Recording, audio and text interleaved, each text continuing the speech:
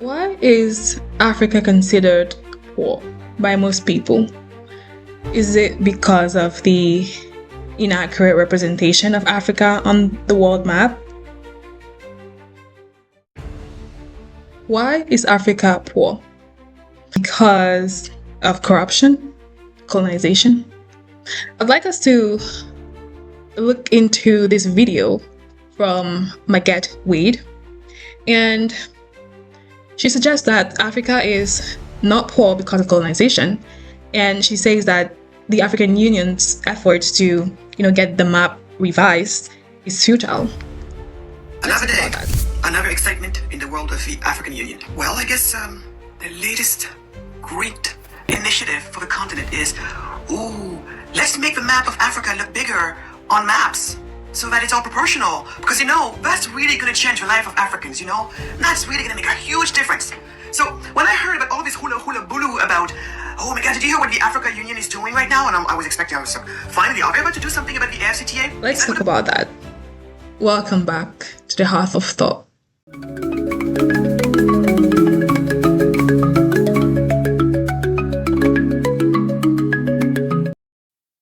So I'd like us to jump right in and start with this video that I really enjoyed. Maguette Wade, she's a Senegalese entrepreneur, and she's very feisty when it comes to the topic of Africa and, the victim mindset that Africans have by constantly, or at least shifting the entire blame of our, what should I call it? Let's abstain from calling ourselves poor. I believe that words have power, and I believe that if we do always say we're poor, then we probably are. Let's say less economically developed. Let's be politically correct. And Maguette suggests that we should move on from that rhetoric. What these countries have understood is that economic freedom is at the center for prosperity building. They went on to put in the right reforms to make their environment some of the most business-friendly environments in the world, one of the most free markets environment in the world, and you saw the magic of Singapore. Today, Singapore is richer than its ex-colonizer, Great Britain. So when I hear people telling me today, oh, Africa is poor because of colonization, I'm like, please, let's move on from that. What do you think about it? Why is Africa poor? It's a simple question, right? But very complex in its essence, because it forces us to rethink about, the state of Africa as we have it today, to flashback into history and understand, well, has Africa always been poor? And also to consider the kind of future we would like to build or rebuild for ourselves.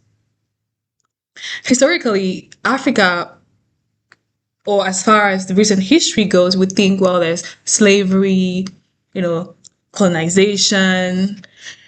But if we have to go even further back in the prehistorical era, we understand that Africa wasn't always poor. In fact, the richest empire to have ever existed, or at least the richest man in the world to have ever existed, was Mansa Musa of the Mali Empire. So the history tells us that, the Malian Empire was a land flowing with gold and silver. And I can't help but think, if that is who we are from a historical perspective, and I'm specifically, focusing on sub-Saharan Africa, not to say that Northern Africa doesn't count, but, in terms of civilization, the Egyptian civilization is very important, and Egypt is part of Africa indeed. However, when it comes to the sub-Saharan Africa, the stories that are being told, or at least the narrative, is very bleak, to say the least. So when you understand that, well, not only we've not always been poor, we aren't poor by virtue of our natural resources and our human resources. We can delve into how up to par our skills are, but the population indeed is power. We understand that calling ourselves poor, denoting the continent as a whole as poor, is a myth. Now, we can all agree that we have not added value to our resources. We have not added value to our natural endowments. That is true. But what makes us shift from point A to point B? I believe it's the mindset. So the main factors that account for Africa's poverty, most would say colonization, the history, slavery, the geography and climate. People say, well, the weather conditions are unfavorable, and most countries being landlocked doesn't favor trade. Some would say it's, laziness. The Africans are lazy. Some people say that. And the more sophisticated ones would say it's poor mindset. However, today, if you were to ask a few people, the blame is going to be shifted on the leaders. Would say, well, our leaders are corrupt. That's why we're poor. That's why we're lagging. And because our leaders are corrupt, therefore, you get what I'm saying? So let's start by understanding the reasons why, people would be angry at, Magat saying, well, we're not poor because of colonization. It's important to understand that Africa as we have it today is a pure product of colonization. The scramble for Africa and the partitioning of Africa as we have it today was a pure product of that, without which we wouldn't have necessarily have had the borderlines that we do have today. Tracing back our history, many people, I'll take Cameroon and Nigeria as an example. There's many people in the northern parts of Nigeria and the northern parts of Cameroon that have similar, ancestry. So going back to the African empires, it's difficult to say, well, what country or what group of people belong to what empire, because that history is completely erased. I mean, we do know, but it's not very obvious to us today that, people from, let's say, Liberia, for example, and some people from some parts of Cameroon could have the similar ancestry. So by virtue of that fact, the multicultural, the multi-ethnic nature of the continent as we have it today, which is another reason people use to say, well, that's why it's difficult to advance ourselves, is because we're too diverse. And statistically, most or more diverse countries from an ethnic or tribal perspective are usually less developed.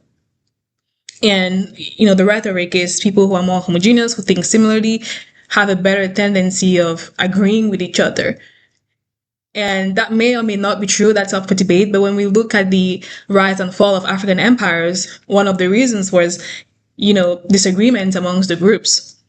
So let's think about that for a second. Colonization did play an important role in slowing the progress of Africa. That is true. However, I do agree with Magat when she says that it's time to move on from that. It's time to depart from that excuse, so to speak, and to say, well, if we're poor, is only because colonization happened. And some people would argue, well, other parts of the world were colonized. Why aren't they as poor as Africa is? The Asian model for development, people would argue, is better suited than, the Western model in the African context.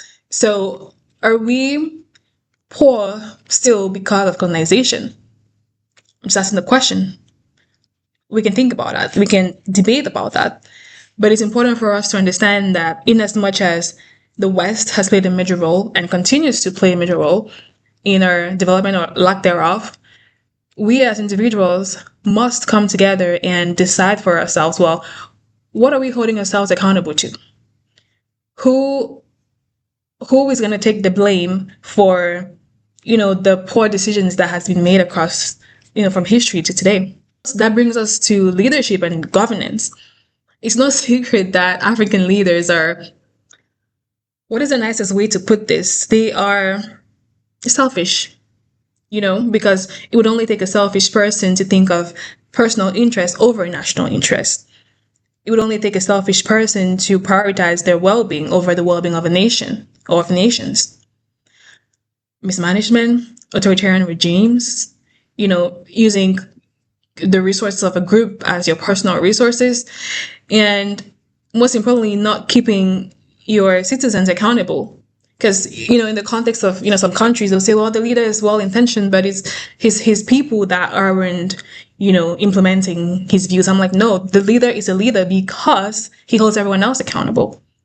And everyone holds him accountable. So, shall we, on the one hand, blame the West? Shall we, on another hand, blame our leaders and ourselves in all of this? What share of responsibility do we have as individuals for the state of our continent? Are we accountable at all? Or are we mere I like this African proverb that says, when the elephants fight, the grass suffers. Are we mere grass in this context? Do we hold no share of the blame at all? Do we genuinely believe that as Africans or as a random individual can do anything about it? I think, if anything, we must and we should, one, hold ourselves accountable and hold our leaders accountable. If there's any blame I would like to shift on the population, I would say we're not holding our leaders as accountable as we should be. We're letting them slide, and we have been letting them slide for years now with everything and everything. So you think of another factor that people blame for the, development conditions of Africa is a curse, the curse of natural resources. If we are indeed cursed, I know we can get into the religious conversation about the continent. Many people believe that we're poor because we're overly religious, blah, blah. That's a separate conversation. But if we believe that we are cursed as individuals or as a collective, then why should other people profit from this curse and not us? Why should, resources be extracted, capital be exported, intellect, skills, I'm talking brain drain, at our own expense? So when the West benefits of all these things, does the curse transfer to them, do you think? Or are we only cursed if we try to exploit our own resources? I'd like us to think about that. And that brings us to our mindset, the media, our cultural identity as a people. Of course, there's no one way to identify Africans. There's no one way to identify, even within a country, not everyone has the same cultural identity. But we as a people definitely have this stigma or this identity as, the poor ones, the dark ones, the, pretty much the underdogs, if we're being brutally honest. And the mindset that we've had is, well, yes, we're poor. Well, yes, we're corrupt. Well, yes, we don't care. And we're not saying those things out loud, but we are acting as such. And how are we acting as such? By keeping quiet. We're acting as such by saying, well, what can we do? I have my own troubles. There's nothing that can be done. This country cannot, most people tell me, well, this country cannot give me anything. And when we talk about the migration conversation, we understand that could be true. Many people have, including myself, have to leave their country. And also, we think of the push factors. If anything, people move, at least from Africa, more for push reasons, not pull reasons, because I'm not against migration whatsoever. I do believe that, as global citizens, we should be able to move around and live wherever we decide to, legally, of course. However, most people move because they're being pushed out of their homes, not because they still choose to. So my question is, what can we do about it? Should we all, mass exodus and leave all our countries for who? China, maybe? They're doing pretty well out there in Africa, the same Africa we're all running away from. So what is it that can be done about it? First, we need leadership that serves the people and not themselves. We need education that builds critical thinkers, that builds skilled workers, skilled in the new technologies. And in as much as I'm, in a dream world, I would love for us to live in traditional economic systems where, we trade by barter and, whatever. But there's no going back from here. We live in a global world, and therefore we have to rhyme to this global world if we want to have any economic freedom whatsoever. So do we have trade policies that benefit us first? When you look at things like the AGOA Act or even our economic zones in themselves, are they really designed to serve Africa first and the African interest? When you think of the youth engagement in government, how involved are the young people? A majority youthful population, but how involved are we? Not to talk of Pan-African collaboration. In terms of, transport network, I can't help but wonder, why is it easier for, an African living in country A to go to Europe than it is to, move intercontinentally? No traffic, no airlines, not enough, business operations between the nations. Why? Why is it that in 2025, it's still difficult to move from African country to African country? And who controls the narrative? In terms of, business ownership and consumption, do we still prioritize, Western products? And if we do, is the question, well, what products are we putting out there that I would like to support my own? So I ask again, why is Africa poor? And how long will it remain this way? And how long are the people going to endure? As far as I'm concerned, I think there's strength in unity. There's strength in coming together as one. But if anything, I'd like to say the divide and rule policy still seems very much prevalent today, and it's working. It's working. If you'd like for us to consider what it is we as Citizen X can do about this, let's have this conversation. Feel free to comment on this video, like, subscribe, and share so we can together think deeply about these things and figure out exactly what it is we can do or cannot do. Do you think it's more important for Africa's map to be accurately represented, or do you think we have bigger fish to fry? I know in terms of nation branding, of course, it's important that exactly why the maps were designed as such is perception, right? This looks big, this looks massive, this looks powerful. I don't think it's not unnecessary. But first things first, right? First things first. We need wars to end. We need people to eat. And we need decent living for every single African. And whose responsibility is this going to be? Is it going to be the responsibility of the West? Is it going to be the responsibility of international governmental organizations? Is it the responsibility of our leaders? Or is it our own responsibility? Do we take our future in our own hands, or do we let others decide? So I ask again, why is Africa poor? Thank you for watching. See you next episode.